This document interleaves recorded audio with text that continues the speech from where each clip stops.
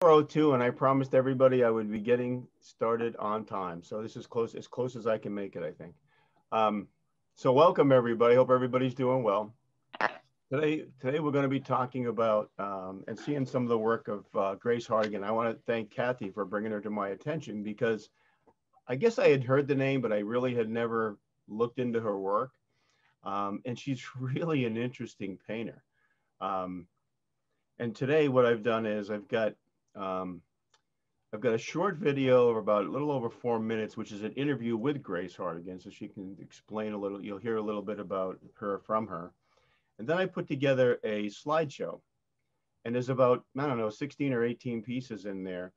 And we don't have to go into deep discussion on every single one of them. But the reason I did that is I wanted to show the entire arc, or at least give you an idea of the entire arc of her work, because where she starts out and where she finishes is completely different. It's really an amazing career when you see what she's come from and where she came from and where she wound up. Um, so what I want to do is I'm going to make the full screen.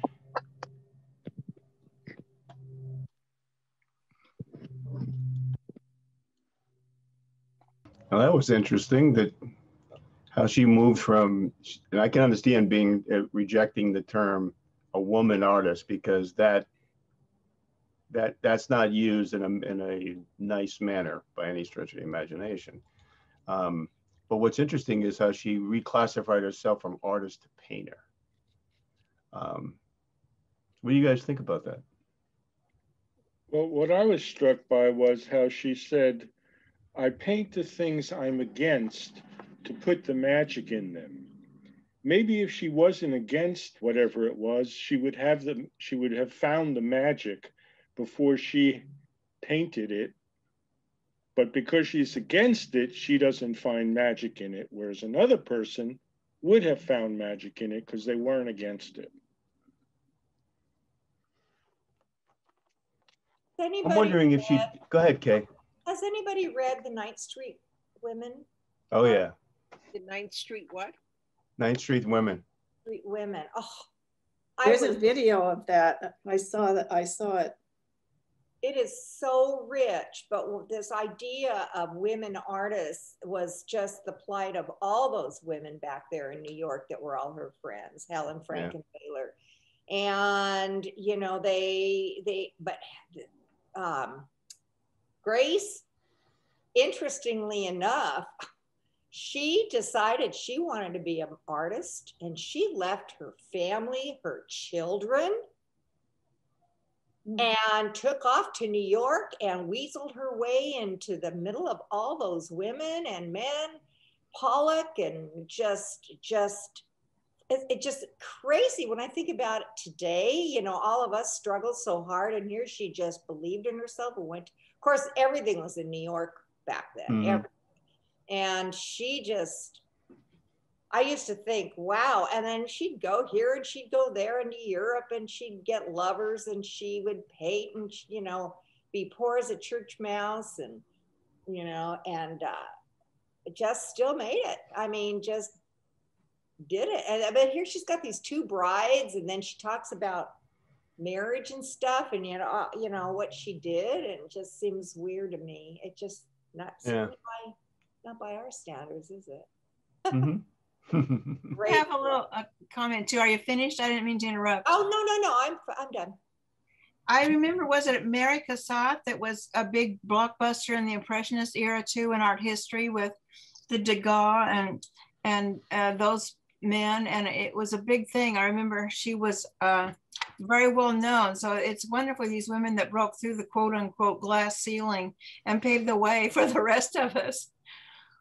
Interestingly enough, and now there's so many women artists. I think there's probably more women than men out there. What do you think?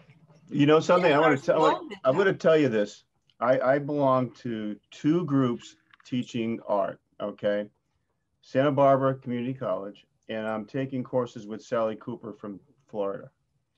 And I can count, and even when I look into the Facebook groups that these two people support, and a few others, you could count the number of men on one hand. Well, It's just look at incredible this the thing. amount of women who are creating art. It's 10 to 1. Oh yeah, it's I don't easily count that. myself I because mean, I'm not doing any work anymore. I'm focusing on other stuff, but I like learning about the artists. But here is 10 to 1, Joe. oh yeah. What was that date, Joe, when they burst out in numbers? What was about the approximate date? I don't know. I just think as women became more, liberated through the feminist movement, I think they became more self-sufficient and said, "This is what I'm going to do." I just think that, I think for a long time they were intimidated by the fact that men ruled the whole thing. Right, they But dominated. then after a while, they just said, "All right, screw this, and we're not going to deal with this anymore." And through the whole feminist movement, I think they've come to the forefront and have been incredible artists. I just Googled it. 46%. Women make up just under half of all artists nationwide, 46%. Yay. But they are underrepresented in many artist professions. Oh, I would agree with that, sure. I wonder how they define artist. Yeah, because who's going to know that I'm an artist? I'm not a, in the sense of professional, we belong to an association, or I'm curious about how they define art. I think it's probably if they make a living with their art. Yeah. Well, even our grandmothers did crocheting and knitting and quilting. My mother made all my clothes growing up. So those are definitely art forms too. What about cooking? Those are considered crafts though. Baking? I'm not sure about the whole art and craft, breakdown. Yeah, I'm not sure. To me, that's a really blurry it's area. Been overlapping more and more. They are overlapping now, very much so. Yeah. I mean, I look at like my wife is a quilter and a knitter, and some of the work that she does. Well, first of all, lately I'll actually work with her in developing color schemes. So I look at what she does and say, that's no less artwork than what I'm doing. And she's shown me some work that some quilters have done that is absolutely spectacular. That, I'd love to be able to replicate it in a brush. So I just think, I hate to say it, but I think sometimes if someone's classified now as a craft person, it's a pejorative word. And that's unfortunate because, there's a huge craft movement in this country. So yeah, I think it's a very blurred, line, and there's a lot of overlap. Maybe that's why Grace said, "I'm a painter." You want me to? She was feeling that back then. Well, the reason read the definition. Yeah. In the recent Ventura Arts Contest, one of the winners of their story was someone who had crocheted a different color each day during the pandemic. She was one of the winners. If you all followed that, it's current now. The art show. Okay, art is defined as an unstructured and open-ended form of work that expresses emotions, feelings, and vision. Craft denotes a form of work involving the creation of physical objects by the use of hands and brain. So tell me, given those two definitions, tell me how craft requires a specific skill. But look at Rauschenberg. Rauschenberg was doing stuff. You tell me that he was a crafts person? How about Calder in his mobile? Yes. Right. Well, and the other way around too, suggesting that being a, say, two-dimensional artist or painter doesn't require a specific skill. It works. Oh yeah. That are questionable. Exactly. And it's funny in the definition on art, there's no mention of intellect whatsoever. This is these definitions are strange. Feelings, emotions, visual objects, but where's intellect? I mean, you look at some painting like Diebenkorn's work. You don't think there's an intellectual message to that? Look at Picasso's work, Guernica. Of course. Yeah, I mean, so that's a pretty limiting definition, probably. I think, you know, I don't know if folks have been to the Contemporary Craft Museum down in LA. Yes, that's you know, I'm just thinking about that, the definition issue and how they changed their name from craft and folk art or whatever. Right, you know, going through that whole machination of thinking about what craft is. I think that that's one place where they really have thought about that. So I think there are many definitions.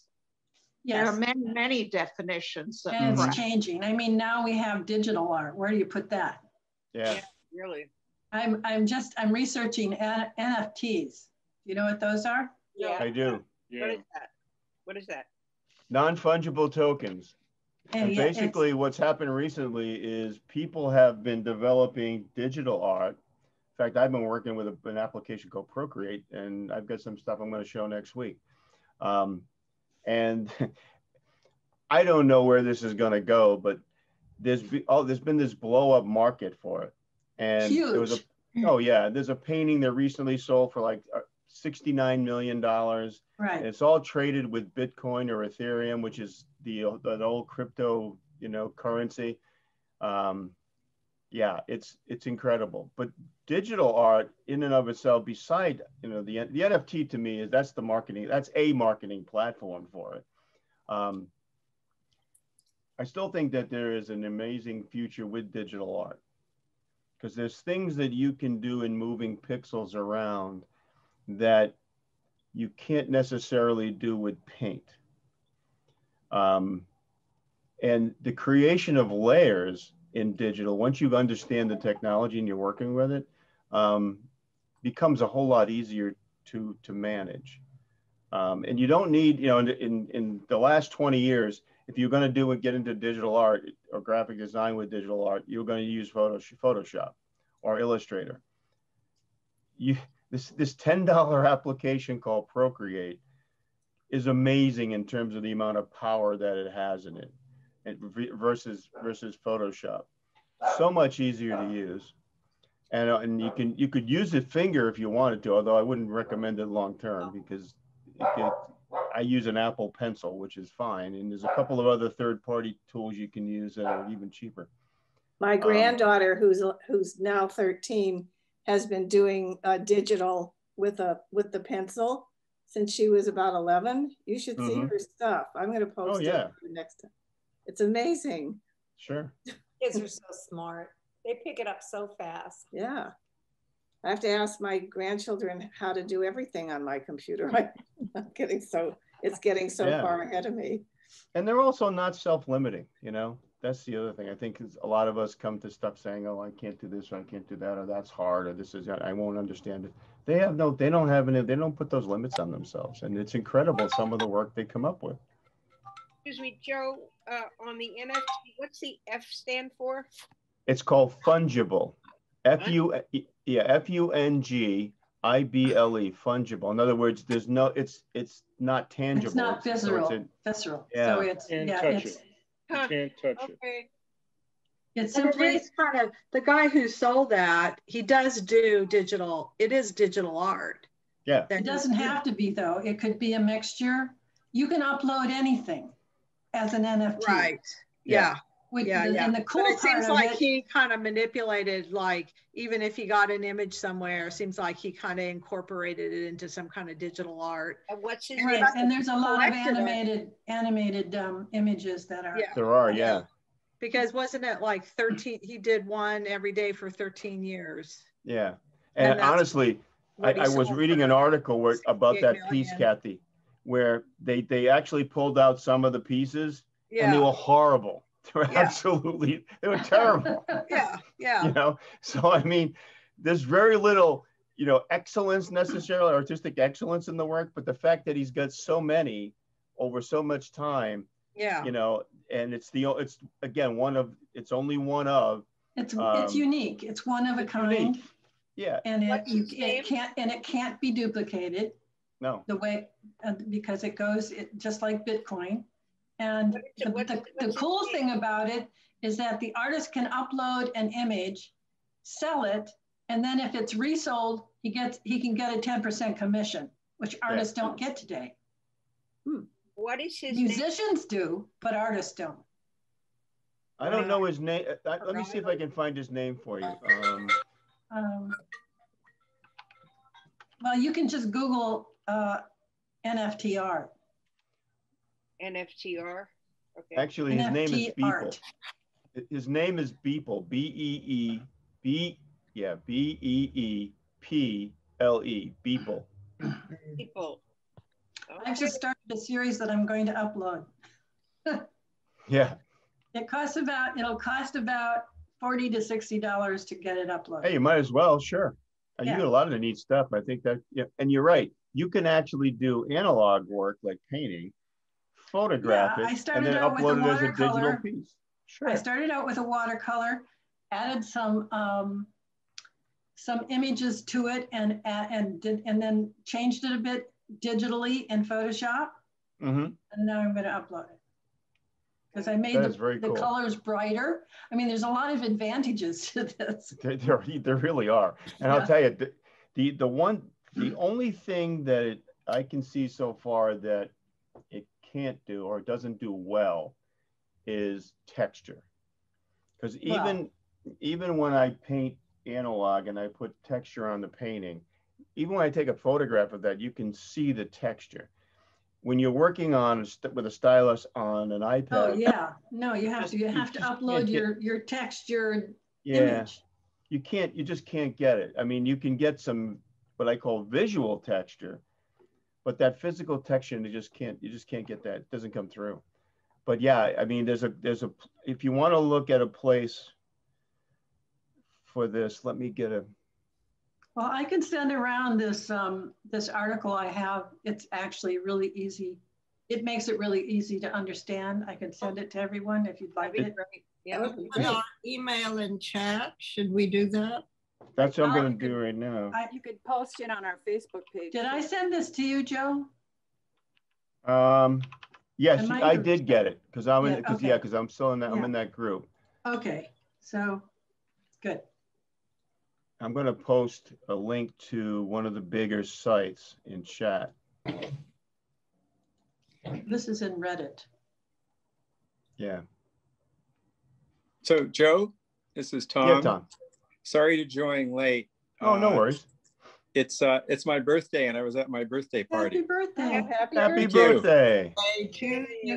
I was at the beach and got caught in beach traffic, as you all can understand. So I had a question about royalties to artists through digital art, 10%. Is that? Well, you can make it more. You can decide whatever you want. Really? Yes. And who administers that, and what's the law? It's the platform, actually. It's not regulated at the moment. However, it's not regulated any more than Bitcoin is regulated. But to understand how it works, you almost have to take a step back and look at blockchain. Because once you look at blockchain, and I'll really dumb this down and make it easy because it can that's get really complicated, deep. Joe. It is, I know. But basically with blockchain, you've got multiple, think of it this way, multiple computers, hundreds, thousands running databases. Each one of those databases will give a symbol. So you create a chain of numbers that is specific only to your piece of art or your item. It's encrypted. It can't be cracked, it can't be duplicated. Right. So that is used as the identifier. And then, so when you go to someone like Super Rare, which I just put up in the chat, and you upload first you have to mint it. There's a whole process of what you have to go through before it goes on the platform. But basically, once they have it, using blockchain, they can control, you will always know the history of that piece of art. Mm-hmm. So if it changes hands, the only way it can change hands is when a record is put into blockchain. So you always know where it is. You always know how many copies may have been made. So it's impossible, in other words, it's impossible for me to upload an image and then have them and have them pay me $5 and then sell it 100 times without my knowledge. It can't happen because of the way the platform's built. Well, So What about copyright laws? If you found a painting in some famous place that you wanted to alter and make it your own, what about copyright laws? I think copyright law still plays. I mean, you know, that's still going to be king because, you know, and well, it's kind of the wild, wild west out there. Yeah, until you get well, copyright is always in the eye of the beholder. So I mean, with copyright, as a photographer, I pretty much understand it. Because I actually had I had a photograph ripped off one of my sites, and it showed up on a Facebook page as a header. I was like, wait a minute, for a business. I was like, wait a second, time out.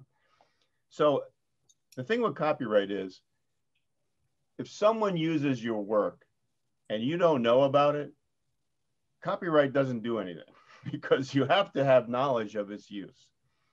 With blockchain, you would always know if someone did something with that. In other words, if you were supposed to get a 10% royalty and they sold the work to someone else, you know that you've got 10% coming to you. That doesn't change.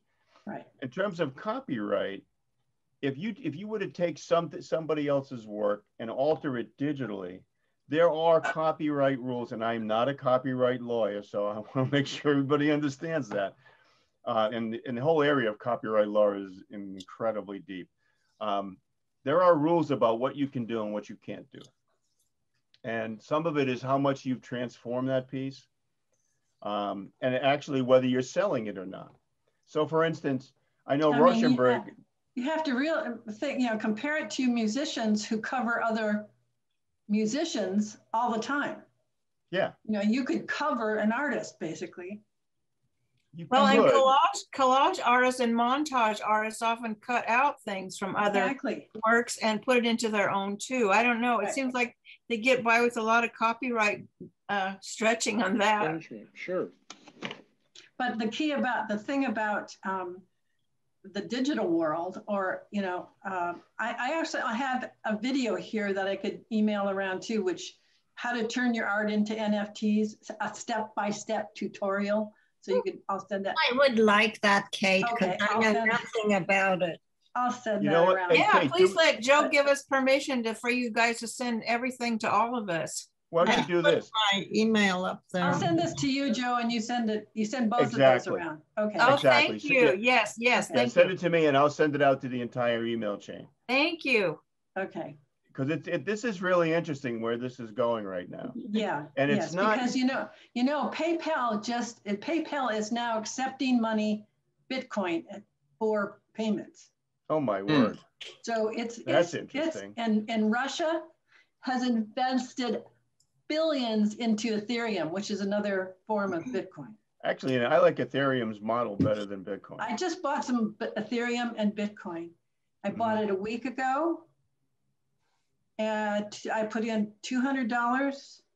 Yeah, $400. It's now worth almost $700. Really? Yeah. It just went up.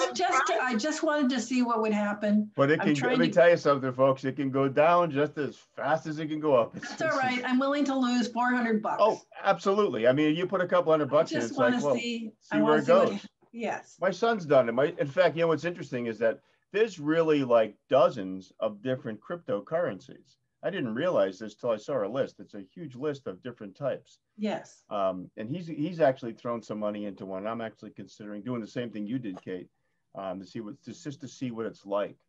Well, I need it in order to upload. I needed to do that in order to upload images anyway. Oh, that's right. Yeah. They charge you. So yeah, you have to have an account. Yeah.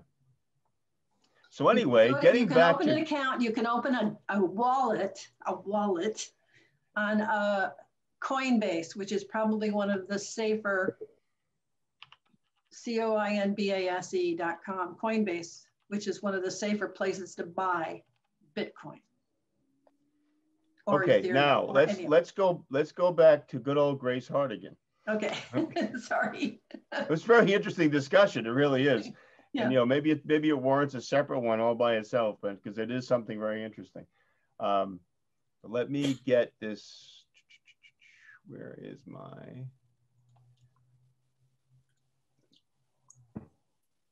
All right, let me.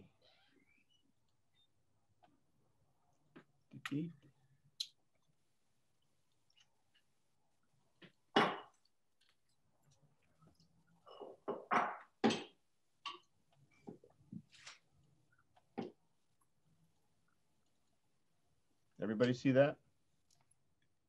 Yes. Yes. Okay. So this is a piece from 1953. This is one of her earlier works, and you can see the obvious, influence or involvement with the abstract expressionists. I mean, a lot of this is, you can see a little bit of Joan Mitchell in this. Nice. And this was one of the earlier pieces that I found. I like it. She does, her early work, like the one behind me, is really colorful. I mean, it looks to me like she's using some muted color, but there's a lot of color, I think, that's right out of the jar. And this is from 1956.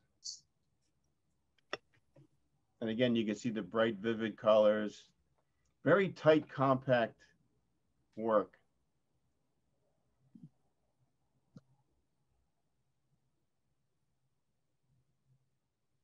And your eyes pulled in with all these bright yellows and whites, and it kind of circulates around through the, and I find the blue on the lower left to be a little bit of a resting place. So that's 1956.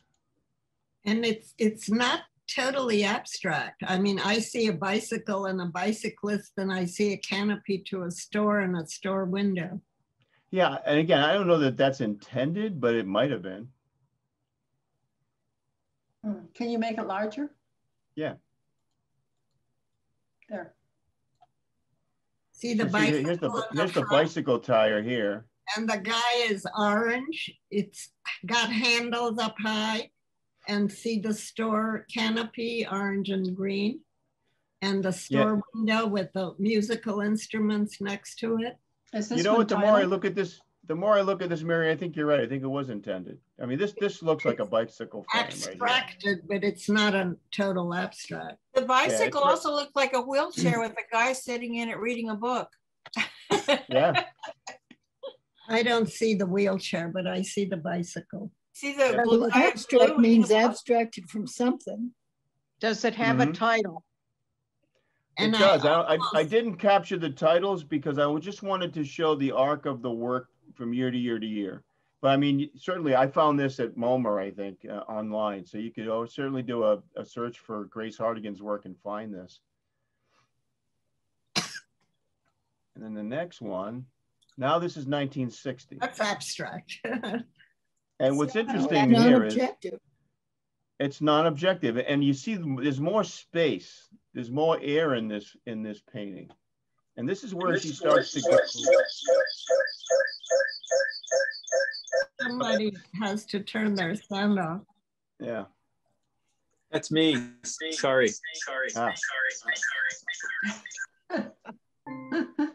Very sorry. And you can see how her earlier work was very tight and compact, and a lot of and this is starting to really open up, and she's starting to see you see a lot more white being brought in. Mm-hmm. So this is 1960. And then this is 1961. That's just one color. And she has a whole series of black and grays, like a grayscale with one color. Mm. But you can see how it's really loosening up, but there's still this imaging that you see in here. It's not like completely non-representational. Got an interplay between the geometric and the organic shapes in there. Yeah, exactly, Kay. Yeah. Yeah. It almost looks like a lithograph. It does, yeah. A painting. This in fact, this might be a screen print. Yeah. This could very well be a screen print, because I know she did some of those. And this is another one. In fact, I know this is a screen print. But how different is this from the painting behind me? It's quite a movement, and that's only in about less than 10 years. And then this is another one from 1961. So she did a whole series of these. It's quite a few of them, actually. And then this is 1963, and you start to see the first sign of figurative work.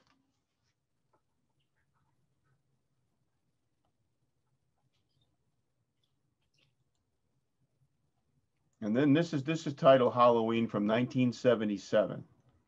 So now you're really starting to see faces and things being far more representational, but still abstract.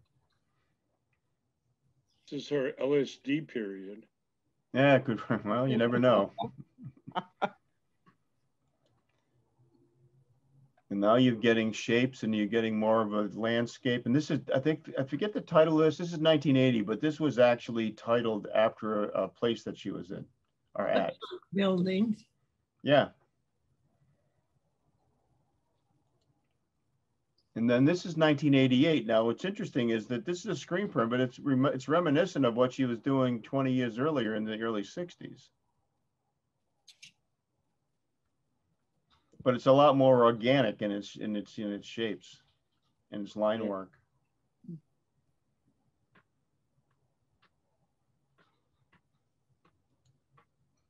Now, this is where she was heavily influenced by Picasso. Yes. You know, and she always admired his work, and you can see that now coming through here. Obviously, it's very, very much like very Picasso-like. And I'm not even sure I'd call it Cubist, but it's a period of Picasso's work, particularly the shape of faces. The other painter that I keep thinking of when I see some of her work as we go along is Modigliani. Mm. Neck. Yeah, long necks. Modigliani had a lot of color. This is a collage.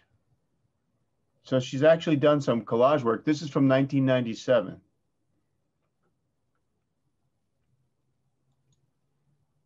Now that looks like a Modigliani. Yeah. I love, and these paintings that you're about to, this is from 2000. The next few paintings I absolutely love.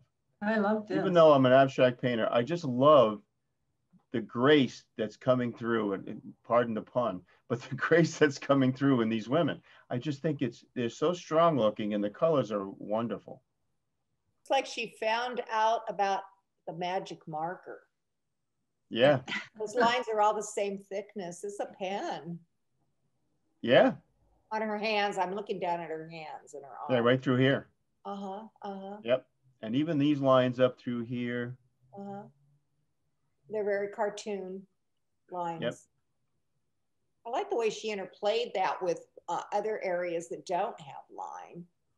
And then you go back. Yeah, and what's interesting is you can see the pencil in here, Kate. See this? You know, so but it's not purposeful. I think that was underpainted. Yeah. Yeah. Right. Whereas the other lines are purposeful. Yep. Right. Oh, this one, I think. Wow. Look at that. That's just gorgeous.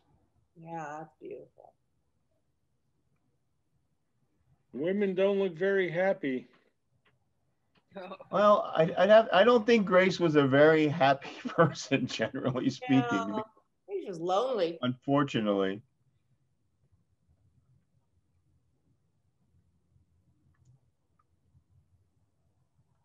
But I just get a sense of strength and grace through these pictures. I mean, this is very graceful.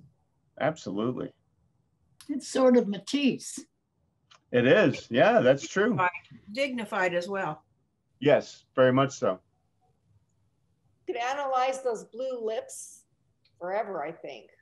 Yeah. What do you think about blue lips? Absolutely. The way she did the hair is interesting, or didn't do the hair, I should say, because everything else is outlined, but all of a sudden here we have the suggestion of hair, and as opposed to the hair. And it just blends into the background. Yes. It doesn't show the breasts either. It looks like a woman. Maybe it's not, but there are no breasts to speak of. That's interesting. That's an interesting take, because I don't think she sexualizes these paintings much at all. I mean, even this. That could be a man. You know, I mean.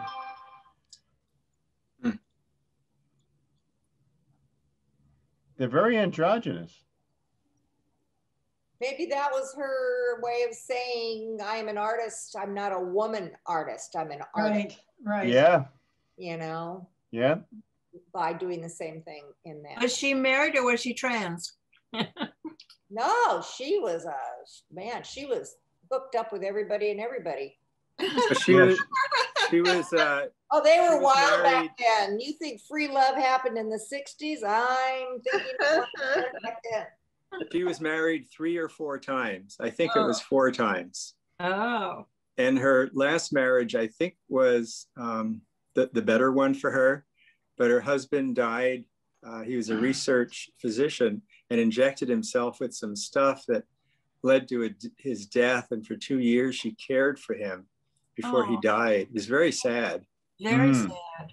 Was he trying to kill himself? No, he was working on something for encephalitis, injected himself, and was very successful, but it led to mental decline and physical decline. And he it was very sad. And it was very sad for her. They were in Baltimore, which is where he died, and she felt it was I read all about her yesterday. Kind of an art backwater. So she was lonely. And when her husband died, really felt alone. Yeah. Suffered from alcoholism, and it's very sad. But if you look at this work, it's beautiful. It's lyrical. Somehow she was able to do it. It looks very somber, though. It doesn't look jubilant with joy. Exactly. Yeah. Yeah.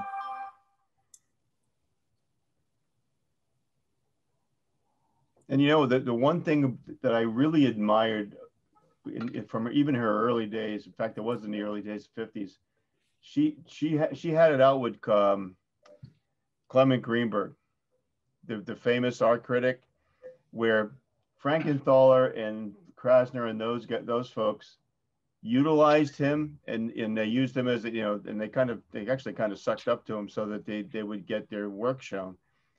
Grace was like, you got to be kidding me. And she really parted ways with him in a not so friendly manner. Greenberg was not a very nice man, in my opinion. This was a fun piece. Yeah. And this was done from somewhere she had visited, St. Croix, I think. What's the year on this, Joe? This is 2003. This almost looks like it could be gouache. And the vase is just hanging in there. I know it. Yeah. That's a good point, Mary. If we took this painting to a painting class, the teachers would say, wait a minute, this is all wrong. You can't do this because it's just hanging, it's floating in midair. It's like, but it's like Matisse's room. I wonder if it's symbolic for something. Did she use symbols? I don't know that. I don't remember that in that book I read. I don't know. I've actually taken 9th Street Women out of the library 4 times to try to finish it. I think I'm just going to buy a copy so I have it in my house all the time, because it's a great read. It really is a great read. She's got paint spilling out of the painting of that house. Right here. Look at this. All the drips. Is dripping. All these drips. Yeah. It looks kind of like Peanuts, Charles Schultz style. Yeah. This looks very childlike.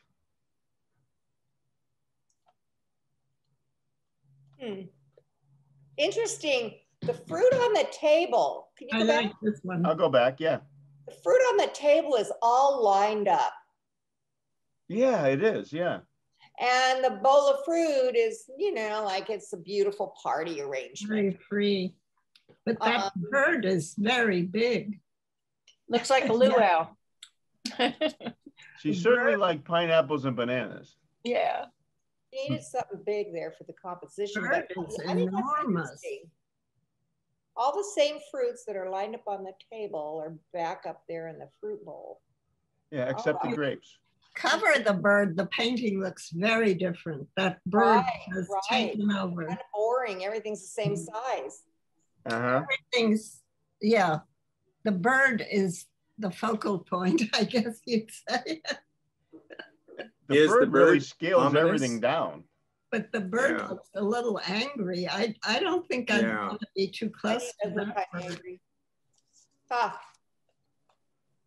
And the house, which represents, to me, domesticity, is dripping, and it's not a happy house. No, it's falling down. It's falling down. Yeah. Actually, could even be an outhouse.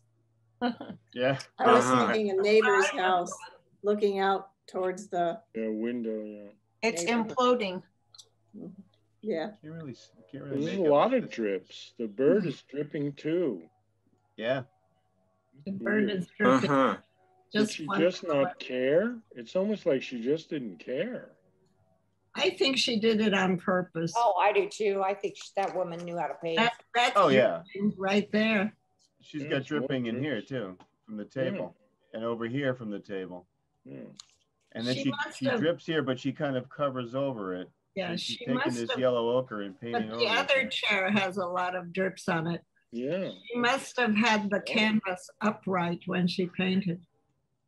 But you're right. I think it's intentional. This is not. She was a skilled painter. Oh, I just noticed drips on the under the bill and on the bill. Yeah, all over under the. Oh yeah, that's everywhere. So she's saying this is a painting. It's very cartoony looking. It's all very one-dimensional. It is, yeah. Wants you to know it's a painting. Everything is the same size. Everything. I mean, everything. Except and you can't see through the chairs, and I'm sure those chairs are not the white. You can't sit on those chairs. They're flat. They're totally vertical. Yeah, everything's one-dimensional. I'm not sure it's chairs. I thought it was some sort of a little. I don't know. You know what's interesting? If you think back to they the don't interview, come down. There's blue under the table, so it's like a little upraised metal thing or something. I don't know. They look like chairs to me. Oh, there are chairs. I thought you're talking about what the bird is standing on. I'm sorry. No. No, down here. I got mixed up.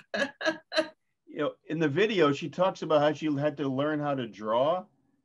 She didn't learn. I think this painting is the one that drove her to learn how to draw. To take lessons. She doesn't have a good grasp of perspective. Oh, but that's on purpose. That's obviously on purpose because I don't think if you don't have a fruit bowl floating. Yeah. Even if you don't know how to draw, you know that's not right. That's intentional. Exactly. That's intentional. Exactly. Yes. Exactly. I love this one. Yeah, I think that's great. She looks almost like an angel. Her collar looks almost like wings, and then on the left side it is a wing. She's extended it. Yeah. So that must have been somebody she liked. Well, and in this one, you want to talk about dripping. Look at this. Yeah. And the ear is pointed, so she's not. She's a real person. She's a fairy. Elf or fairy. An elf, a fairy. Yeah. But look at the drips in this. And I think the drips are beautiful in this. I think the whole painting is drips, except for the top. Look at all over the whole painting. Mm-hmm. Yeah. That's true. Even the background is drippy. Yeah. The only part that's not is the face, the skin tone. The neck. But I think that's what makes that pop, because you've got all this dripping which kind of neutralizes everything around it, and you're drawn right to the face. Mm-hmm.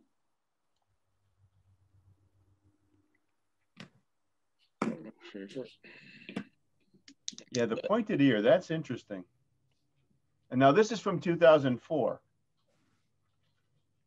I'm wondering what those things are on the hat turban the angel's wearing. Her Mickey Mouse ears. She went to Disneyland. Yeah, or teeny bopper. Sandy, what did you call it? I said Mickey Mouse ears. The Mickey Mouse ears. Oh. Well, like this is her hair, and you see she's got some kind of a barrette or something in here. It's like chained around here, and these are attached to it. Yeah. Well, I think women at one time wore their hair like that with like braids on the top of their head. Yep. Like during the Tudors time, you know. Yeah. And the outfit is very strange. I mean, it looks almost like a musical instrument, like an accordion cut in half. This looks very solid, like almost concrete. Looks like a heater. Yeah, I thought a radiator. Yeah. Yeah. Yeah, radiator. I love this blue. Mm-hmm. And that's 2004. And that's the last one I have. Is she still alive? No. No, I think she died in 2007, is it? Let me take a look. 2008. She passed away in 2008. She was born in 1922. So she had a long life. Yeah. Oh yeah. And I find her artwork really interesting, and her career even more so. Even more than some of the more famous names like Krasner and Frankenthaler, because I just see this development, and it makes you think about, you know, why did she do that? And that takes a certain amount of courage to be able to, you know, move away from a style that you've probably sold a lot of, and decide that, you know what, I don't like that. I'm going to go do this instead. And then I'm going to change again, and then I'm going to change again. That's, I think she is an artist. I think she's selling herself short by just calling herself a painter. I think when you can move across different, you know, topics like that and change your process. She's trying to find her style. A car behind your head and people down low on the abstract painting. Right here. Yeah. There's a car. And there's a wheel right there. Yeah. And there are people down below. Mm-hmm. So it's, at first it looked like a total abstract, but not really. Well, Mary, you know, it's funny. You pointed it out in one of our other paintings. And I think if we looked more closely into some of that work from the 50s and 60s, I think we'd see more representation than we thought in some of it. Yeah. But she's really, colors in that picture are vibrant. Oh yeah, her color palette from that time frame was like right out of the tube. She wasn't muting much at all. What did she use? Was she oil or tempera or acrylic? It was oil for the most part. She did some work later on with tempera, but I mean, you know, this is what kills me about her. Saying that she's just a painter. She's done screen printing. She's worked in oil. She's worked in tempera. She's worked in watercolor. It's like, you're not just a painter, you know. Oh, interesting. Well, my opinion is that it also reflects the fact that she's female. And I think if she was male, she'd be celebrated as an artist who had many different disciplines and periods and was highly successful. So although she's celebrated, I think she should be more celebrated, is my opinion.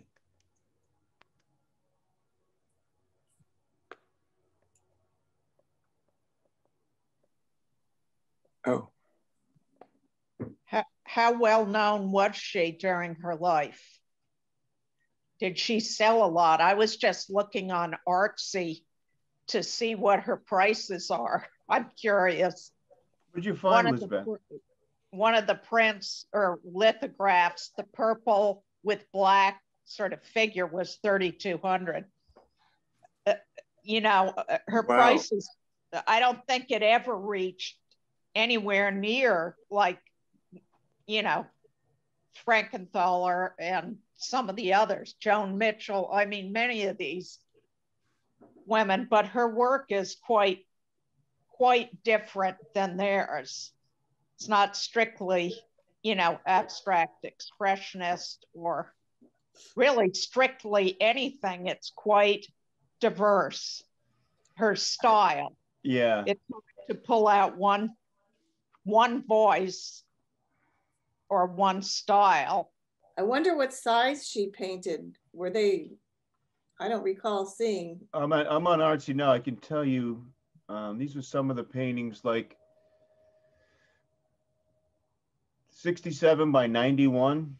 You know, that was one of the ones we looked at. It was an abstract with like a red piece in the, let me share my screen. Maybe I can show you.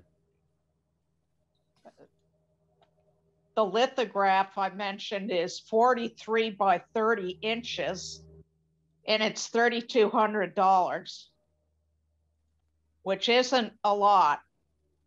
Now, you this know, piece that we looked at, this is 67 3/4 by 91 and 5/16. So that's pretty big. And then this, by the way, is called St. Croix Interior.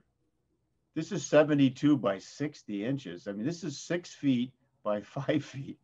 Yeah. Wow. That is, I would never have guessed it from looking at it. I thought it was a much smaller painting. Yeah. And then this one is 66 by 60. So she was painting large. I think you almost have to paint really big ones if you want to get into art museums and stuff. Yeah, this one is 51 by 77. Yeah. So yeah, I mean, that's. Because most people just don't have space to do big paintings and store them.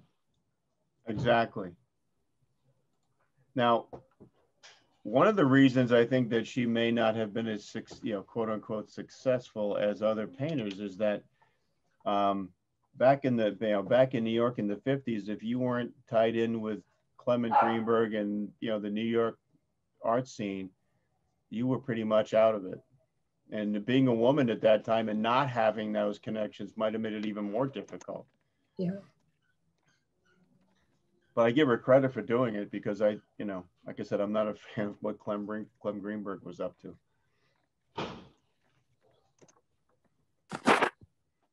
I think, we try to take away something from all this, her life and her artwork, and so it's just interesting to see these artists trying to synthesize all that information, yeah, I don't admire necessarily her lifestyle, but or her choices, but I do admire her artwork, and I think it's I think I can take it on that level. Like, I really like her artwork, and I think she was true to herself in it, and I think she not necessarily was doing it for anybody outside of herself, it seems like, and she kept doing it. I think that's for me. I think that's something I need to know is I need to just keep doing my artwork. Even the guy who did the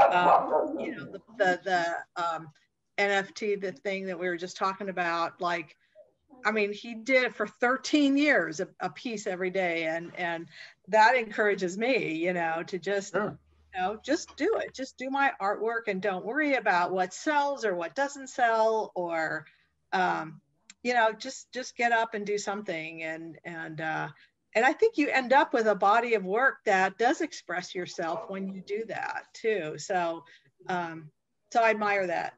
Yeah, I think the 9th Street Women book, when I was introduced to Helen and Grace and all those people, Lee, and they making money didn't mean, that wasn't even in the equation. Yeah. They were true artists making art for art's sake.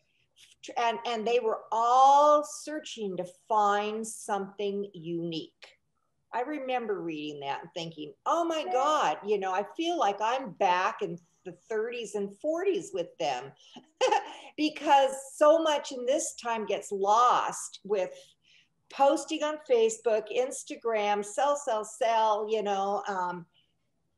that all that art for art's sake and the competition, they were even competitive with each other. They helped each other. Oh, yeah. And if one person was going to move somewhere, they subletted their great big studio loft, which probably had no hot water, they were poor, starving artists, you know.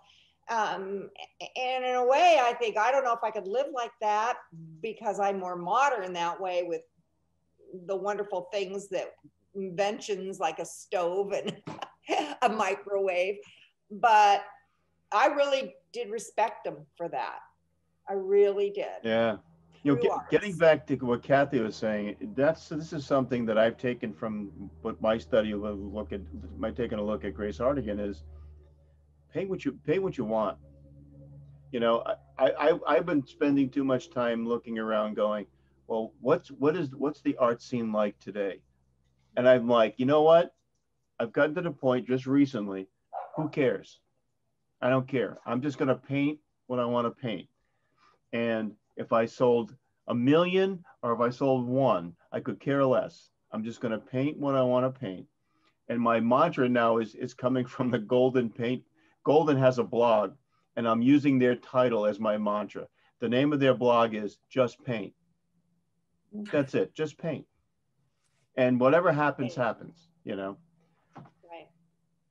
And I think that was where Grace was coming from, is I think she just said, I'm going to paint what I want to paint.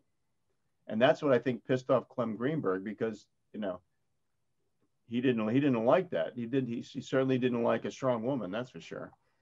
And unfortunately, like a lot of the friendships that she built early on died when she moved away from abstract expressionism. Because, you know, it's almost like, it was almost sophomoric, because it was like, we got this clique of artists who are abstract expressionists, and we can't hang with you anymore because you're not doing our stuff. And Clem Greenberg says we shouldn't. I mean, it was that kind of childish behavior. But I give her a lot of credit, and I love her figurative work. I love all of her stuff, but even her figurative work, I was surprised because I had heard about it, but I hadn't seen any. Once I saw it, I was like, this is amazing. This is really amazing work.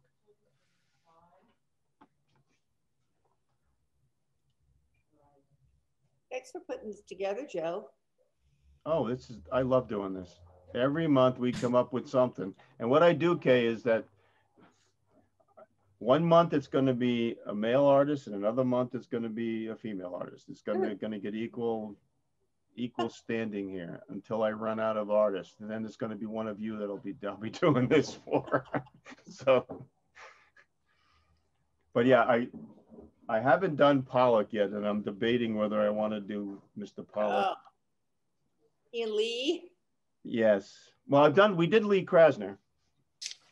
We've done Lee Krasner. I know. But we haven't done Pollock. And I have mixed emotions about that. I mean, his work is amazing. He was just such a shit. I really hated the guy. It's like, I'm not sure I even want to have a discussion about him, you know? He was not a very nice man. But there's still a lot of other painters out there that how about Clay or Kandinsky? Or did we do Kandinsky? I think we did Kandinsky. Did we? Okay. We haven't done Paul Klee. I'm not sure how far back I want to go.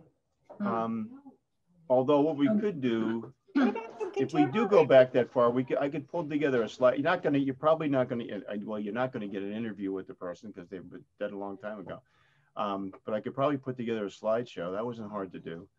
Well, maybe we should do a contemporary guy. I mean, someone who's actually showing now. Yeah, my favorite's Mark Bradford, but we've already done Mark Bradford. Oh yeah, he's great. He's David fantastic. Mankin. What's that? David Mankin. I don't. England, David Mankin. M-A-N-K-I-N. Oh, wait a minute. I do know him, Kay. I have him in my Instagram feed. Yeah. I'll have to check him out. That's a possibility. Yeah. Or we could do our oil, our coal, wax, and oil friends. Who? Shame on you. Oh, Jerry? I just bought a painting in San Francisco of his. Did you? God, it's gorgeous. Well, Jerry or what's her name? Kroll. Rebecca? Rebecca. She does nice work too. But yeah, there's a lot out there. There's a lot out there. But if anybody has any ideas, shoot them to me, because Kathy's the one who gave me the idea on Grace Hartigan. So if you guys have any ideas, like David Mankin, that's a good one. We Some can of do the hockey older too. ones, they have videos of the person and their life. You know, I mean, they yeah, and how they painted. You know, the style that they painted, but it's somebody else talking. Yeah, and some of those are okay, Sandy. You know, I mean, like Yeah. if you, like with Paul Clay, for instance, if we did him, you'd obviously get someone from, you know, one of the art institutes that would talk about his work, which is fine because that would be informative. But I kind of like doing the slideshow today, because then we just can spend some time and look at individual pieces. I think there's some value in that.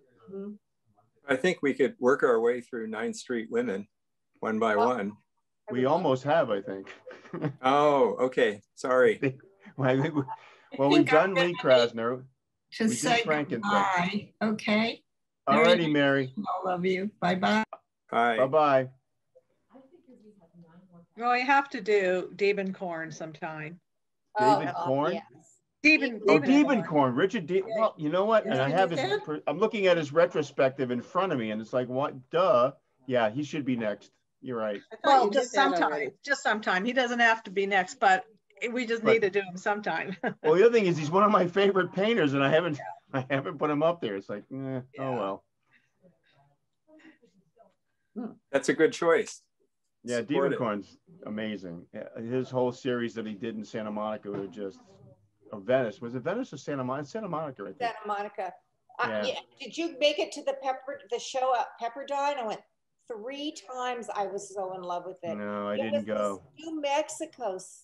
When he lived in New Mexico, hardly anybody's ever seen it. It was amazing. Amazing. You talk about. When was that, Kay? Oh my gosh, that was 2018, I think. Yeah, it was a couple years ago. Yeah, it was a couple years ago. Oh, I didn't know about it. Oh my God. I'm waiting for the Broad to reopen now, because I haven't been to the Broad yet, and I'm dying to go in there because they've got a bunch of Bradfords that I want to see, among a whole bunch of other things. But it looks like they're going to be reopening in May. So. Yeah, I think it's real soon. So. Yeah. The world is opening, and we can see real art again. LACMA's opening tomorrow. Really? Oh, wow. Yeah. I went to San Francisco MoMA over the weekend, so it's okay. I am so dying to go to SF MoMA. I really am. It was beautiful. You know, they had probably about 5 of the local artists. What an honor. They had a call, I guess, to what did you do during the pandemic? Oh, okay. And it was very clever, very wonderful. And it was just made me feel really good that they got honored like that. That was so cool. Do they still have the Rothkos up? Oh, yeah. Well, they had one. They had one. Just one, okay. I'm dying. I got to get up there. In fact, I've got a camper, and this summer we're going out on a trip up to Northern California, up into Oregon. And I already told my wife, I want to find a spot up near San Francisco. There's one near San Jose, so I can drive into SF MoMA and go visit the museum, because I'm dying to go in there. I haven't been yet. The restaurant isn't open right now, so. Yeah, that's okay. I'll take a sandwich with me. Yeah. All right. Well, thanks, Joe. Thanks, Joe. My pleasure. Thank you. Really, gotta go, you guys. Gotta go dinner. Bye, everybody. Thank you. Bye. Thanks a lot. Bye. Bye-bye. We'll see you all later.